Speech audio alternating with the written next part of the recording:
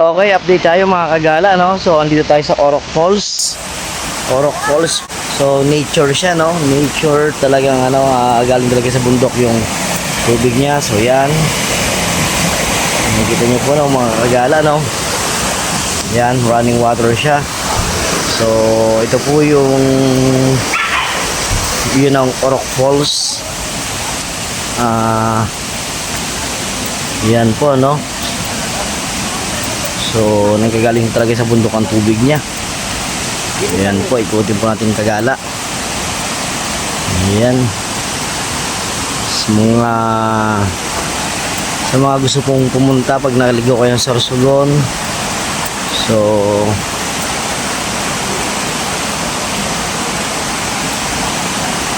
yan po, no? Search nyo lang po yung Orok Hollow na yan. So, makikita nyo na po yan sa sa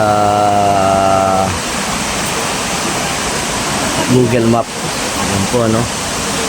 So, forest din po siya. So, malilibang po talaga kayo.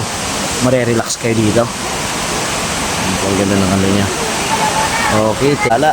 So, update po ako ulit mamaya pag may nakita kayo mas maganda pang view, no? Thank you for watching mga kagala.